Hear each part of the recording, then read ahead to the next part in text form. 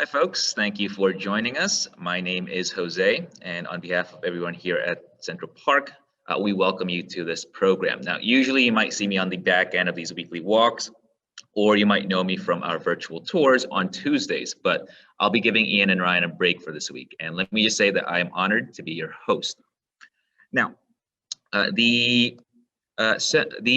we are the nonprofit that takes care of the park year-round. Our mission is to preserve and celebrate Central Park as a sanctuary from the pace and pressures of city life, enhancing the enjoyment and well-being of all. Now, because getting to Central Park is not an option for so many, we here at the Conservancy wanted to bring the park to you. So join us every Wednesday at 12:30 p.m. for a virtual lunchtime stroll. Now, right now we have a special edition of our program, and we'll be discussing a very extraordinary part of Central Park. Today, we are going to be talking about, of course, Seneca Village. It is February, which means that we are honoring Black History Month here in the US by exploring and celebrating Central Park's African-American past. So we'll be walking around the west side of the park in the mid-'80s and get a feel for the history and layout of this former community and see what the landscape now looks like in the modern era. Now, we can't really quite cover everything about it, so consider today's weekly walk as a preview of a more in-depth exploration of the site next week. On Tuesday, February 9th at 3 p.m., I'll be hosting the launch of a new 45-minute virtual tour through Seneca Village. Definitely make sure to check this out. This fascinating area is packed full of history, and my colleagues are going to be leaving the link for that in the chat box. So before we get started, just a bit of housekeeping. All participants are muted, but you can use the chat box to say hello or comment. You can also use the Q&A function, and my colleagues Juan, Ian, and Ryan are all going to answer any inquiries that you might have. You'll also be invited to participate in some polls. You'll see them pop up in the screen, and I'll share the results once everyone has voted. So today we're going to be together for about 15 minutes or so, and you're going to see historical images on our walk. And these were taken from the Conservancy's archives, the New York Public Library Digital Collection, the Museum of the City of New York, the Library of Congress, and the New York City Parks Archive.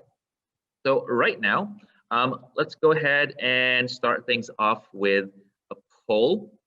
So let me go ahead and launch this one. Okay, so I just want to see how many people here are familiar with this area and its history.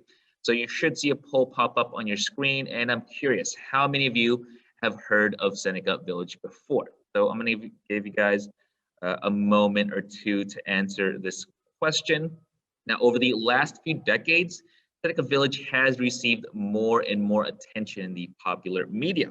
So I won't be surprised at all if some of you are actually familiar with this history. Okay, so it looks like most everybody has voted right now. So I'm going to go ahead and end off our poll, and I'm going to share the results with you right now. Okay, so it looks like about 33% of you know it quite well. Exactly half of you have heard of it but don't know much about it, and roughly 17% of everybody here has actually never heard of it before. Well, today you guys are in luck, and I'm going to be showing you guys a little bit more history, in-depth history about this particular former community. Okay, so right now I'm going to go ahead and go on to the next slide if that is possible. Is it possible? Let's find out. There we go. Okay, so this will be the route of today's walk. So we're going to start off over at Mariners Gate at West 85th Street and Central Park West. And then we're going to head east towards Specter Playground and West Drive, which would have been at the center of the Seneca Village community about 165 years ago. Then we're going to make our way south through the western edges of the Arthur Ross Pinetum and the Great Lawn, cross over the Winterdale Arch, and then we're going to head north and end things off at Summit Rock. So let's go ahead and start off here at 85th Street and Central Park West. So this is now what's called Mariners Gate. As we've seen on many of the other weekly walks we've conducted here in the park, this is one of about 20 named gates in Central Park. Named, of course, after one of the many groups of New Yorkers that the park was supposed to attract. In this case, that would be sailors and those that worked at sea, which of course is really quite appropriate considering New York's long history as a maritime port city. As we enter, immediately we're going to see the first of one of many informative signs that is going to greet us, informing us of the historical importance of this landscape. Now, these signs were installed by the Conservancy as a way to commemorate this history, which for a long time, up until about the late 20th century, was largely forgotten about. So let's go ahead and actually make our way up the pedestrian walkway deeper into the park. And as you can see, it is on a bit of a slight incline. And that's because all the hills here, which is characteristic of the upper areas of the park and of Manhattan itself, they really do form a significant part of the landscape. In fact, we're going to be ending off our tour later on at the highest point in all of Central Park, and that's going to be appropriately named Summit Rock. Now, before we go in further, let's go ahead and talk history. So what exactly was Seneca Village? Seneca Village was a community that existed within the modern day boundaries of Central Park before the park was officially built up in the 1850s. So this community existed from 1825 to 1857, so only for a little more than 30 years. At the time of an official government census in 1855, there were around 225 people living here, most of whom were African American, as well as some immigrants from Europe, including Ireland, Germany, and France. And you also would have found about 50 houses here in the village, along with 3 churches, as well as a schoolhouse. So it was definitely a very small place, as you can see here on the map, which I've actually circled. At its height, the village, the core of the village rather, stretched from about 82nd Street to 86th Street, and from 7th to 8th Avenues. We can see also on the map things like roads, as well as the small squares and rectangles. These are going to represent the houses and other buildings in Seneca Village. So it was a community that was very much integrated into its natural landscape. So we can also see boulders and even small woodlands and swamps represented in the map as well. Now here's another historic map that shows the layout of this small village. Now, it was definitely an interesting community in many ways. In the 19th century, when African Americans were treated like second-class citizens across the country, many of Seneca Village's Black residents actually owned their own homes, and they lived a middle-class lifestyle and had some disposable income. It's been said that because Seneca Village was so far away from the discrimination and racisms and of mainstream New York society, its residents were able to thrive. Furthermore, some of the landowners here were, of course, women as well. Another rarity in the 1800s. Now, the community was eventually removed by the city in 1857 through the process of eminent domain to make way for Central Park.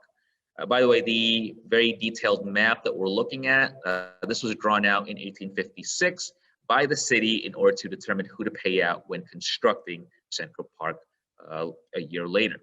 So it's going to show you the names of landowners, the buildings in Seneca Village, and how big the properties actually look like. So this map is actually very useful in the historical research of this community, and we're going to refer back to it often on our walk for today. So for now, let's go ahead and move on, and we're going to head in a little further and make our way over to just outside of what is now called Specter Playground. As you can see, we're heading east from the 85th Street entrance.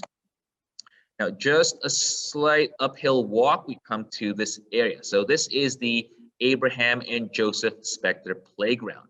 It's surrounded by several oak trees and is generally considered one of the largest playgrounds in the park. Today, of course, it's a beloved haven for local children and a gathering spot for young families. Now, just outside of the playground, however, you're going to see this sign right over here. So you're going to encounter more of these signs detailing Seneca Village and the lives of the folks that lived here, more on our walk today.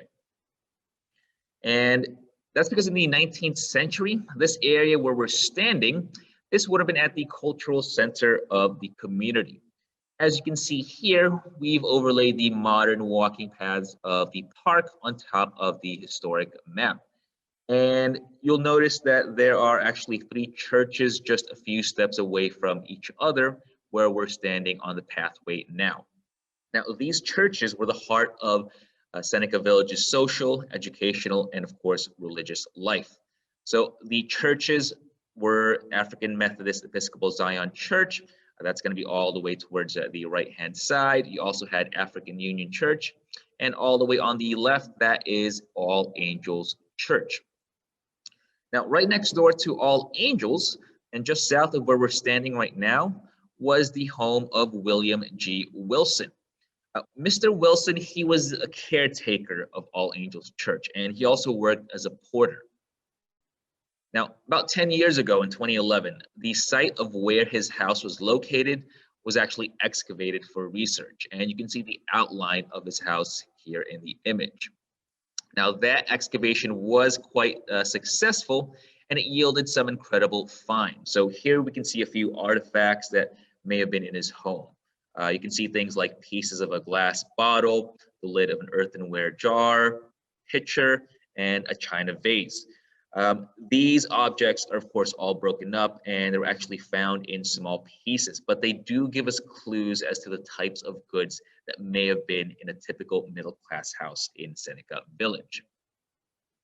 Okay, so we are moving along now. Our next stop is going to be just south of the 86th Street Transverse, and we're going to be following this pathway heading north. So definitely quite a very beautiful day out, perfect for a walk around the park.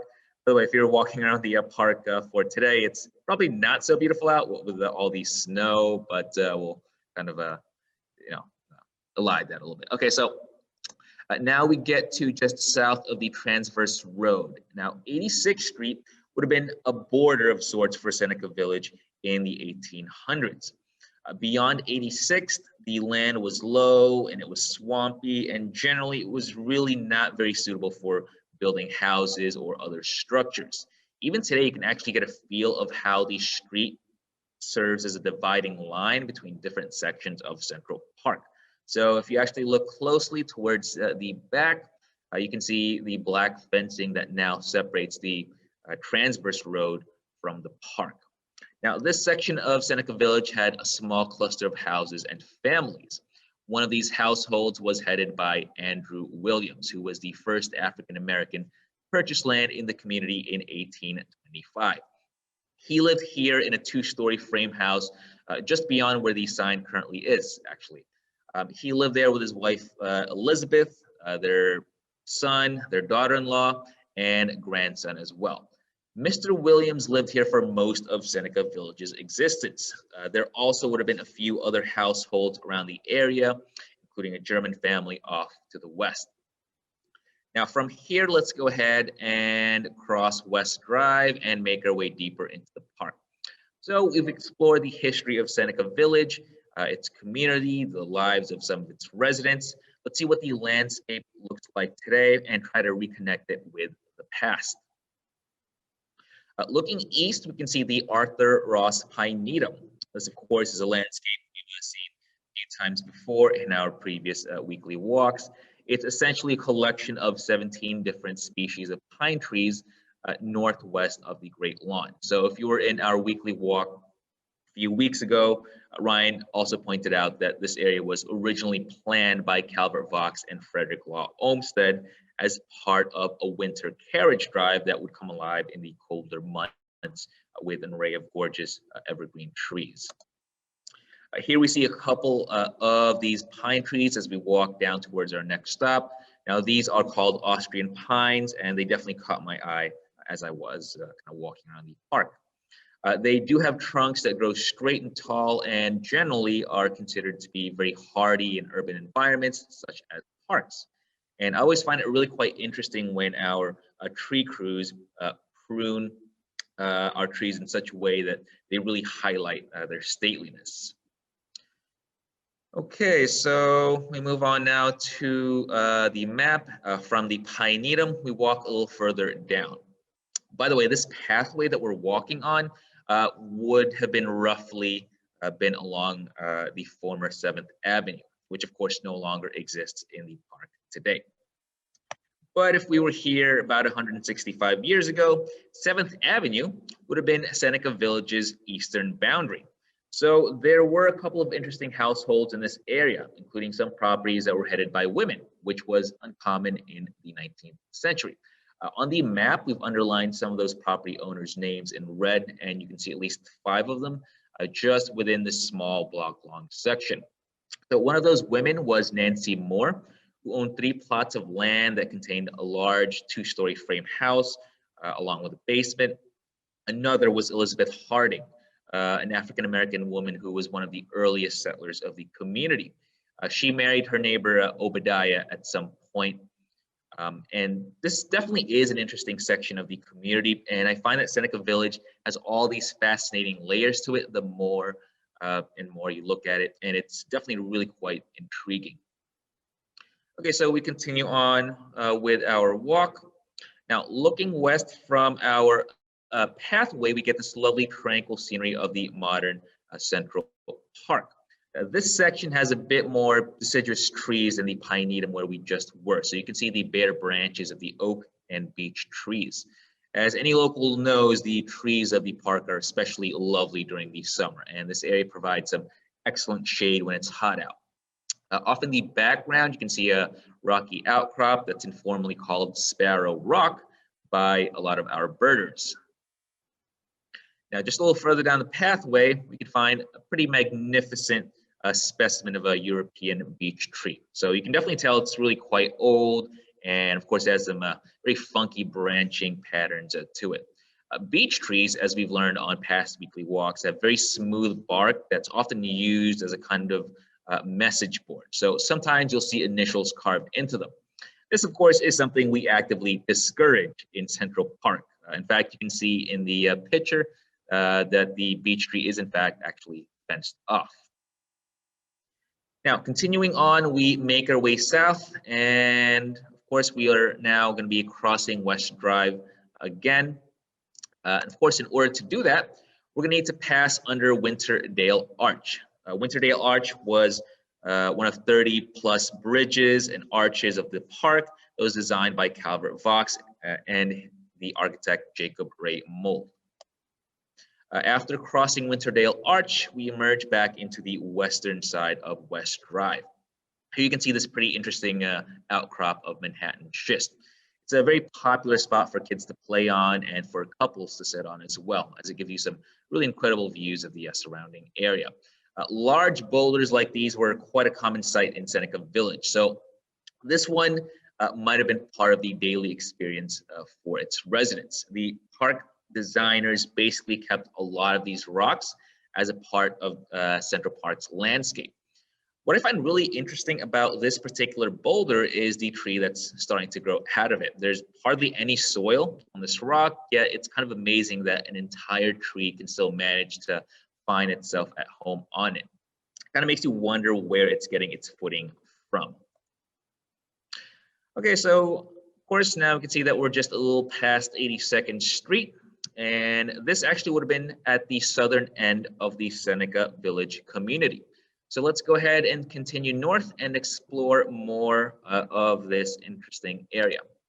While we walk up the promenade, you might notice this little trail taking you deep into a small wooded area.